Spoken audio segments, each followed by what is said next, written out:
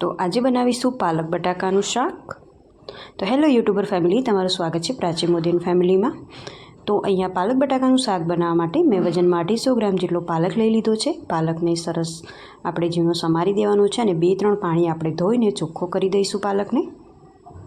પાલકના શાકમાં નાખવા માટે ઝીણી સમારેલી ડુંગળી, એક મીડિયમ સાઇઝની ડુંગળી લીધી છે અને ઝીણી સમારી દીધી છે। મીડિયમ સાઇઝનું ટામેટું લીધું છે, એને પણ ઝીણું સમારી દેવાનું છે અને મીડિયમ સાઇઝના 3 બટાકા લઈ લીધા છે, અને પણ ઝીણા એવા આ રીતે સમારી દઈશું આપણે। તો ચલો હવે આપણે શાક બનાવીએ। તો તેલ મેં લગભગ 3 થી 4 ચમચી જેટલું મૂકી દીધું છે। તેલ ગરમ થઈ જાય એટલે આપણે એમાં રાઈ નાખીશું, જીરું નાખીશું,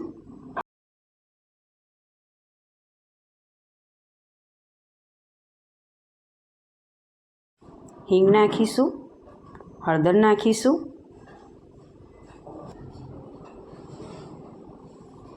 આદુ લસણ મરચાંની પેસ્ટ નાખીશું અડધી ચમચી જેટલી। હવે આ રીતે આપણે સાતળી દઈશું અંદર તેલમાં। ગેસને મીડિયમ રાખીશું। હવે પહેલાં આપણે ઝીણી સમારેલી ડુંગળી અંદર એડ કરવાની છે।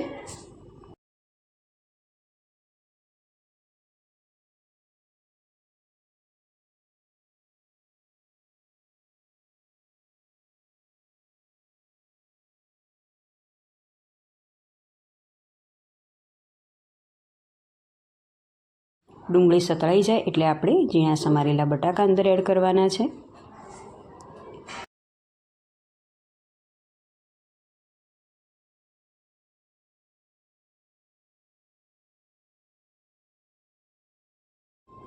મીઠું નાખીશું। આપણે અત્યારે પાલકના ભાગનું પણ અત્યારે મીઠું અંદર એડ કરી જ રહ્યા છીએ। હળદર નાખીશું। હવે આ રીતે આપણે મિક્સ કરી દઈશું। ચોક્કસથી કરજો આ રેસીપી એકવાર ટ્રાય, બહુ સરસ લાગે છે ટેસ્ટમાં। જો તમે આ રીતે ના બનાવ્યું તો ચોક્કસથી આ રેસીપી ટ્રાય કરજો।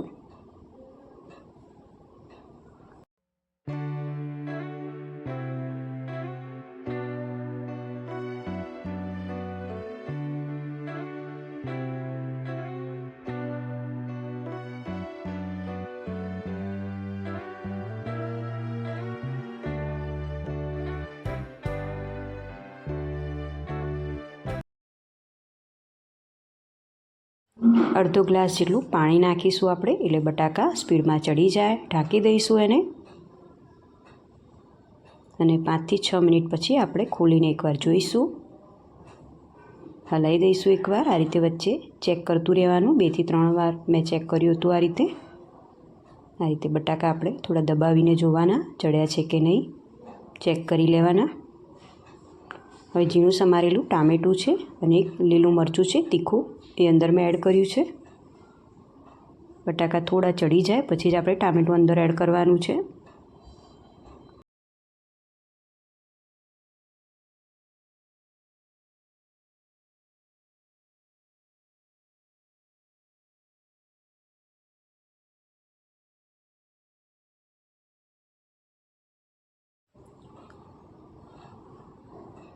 આ રીતે મિક્સ થઈ જાય પછી આપણે ફરી આને ઢાંકી દઈશું। ફરી થોડી વાર પછી ચેક કરીશું, 3 થી 4 મિનિટ પછી। આ રીતે વચ્ચે વચ્ચે આપણે હલાવતા રહેવાનું છે। તો જો બટાકા સરસ એવા ચડી ગયા છે।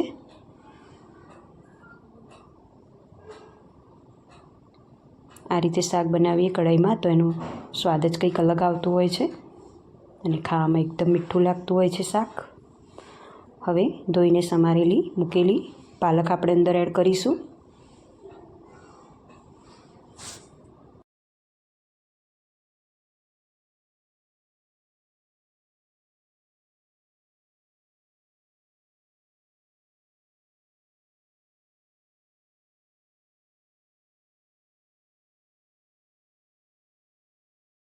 મને થોડું મીઠાનું પ્રમાણ ઓછું લાગ્યું એટલે મેં ફરી થોડું અહીંયા મીઠું નાખ્યું છે।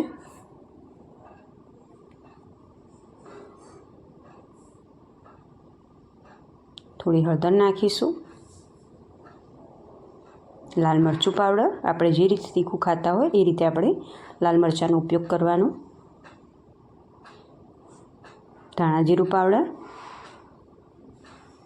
બધા જ મસાલા થઈ જાય એટલે આપણે આ રીતે મિક્સ કરી દઈશું।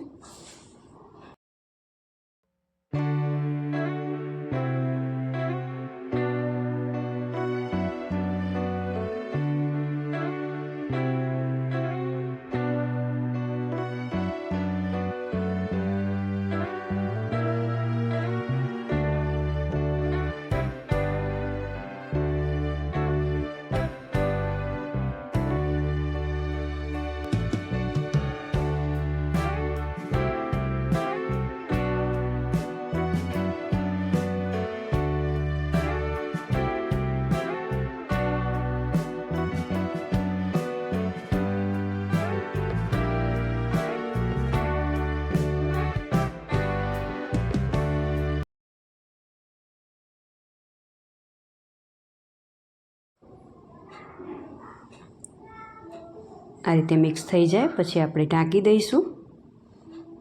5 મિનિટ સુધી રાખીશું. પાલકને ચડવા દઈશું.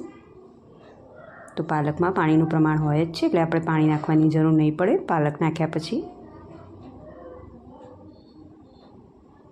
તો હવે શાક બનીને તૈયાર છે પાલક બટાકાનું. જો તમને આ પાલક બટાકાના શાકની રેસીપી પસંદ આવી હોય તો પ્લીઝ મારા વિડીયોને લાઇક શેર ને સબસ્ક્રાઈબ કરો અને કોમેન્ટ પણ કરો. તો ચલો મળીએ એક નવા વિડીયોમાં નવી રેસીપી સાથે. ત્યાં સુધી આવજો. જય શ્રી કૃષ્ણ.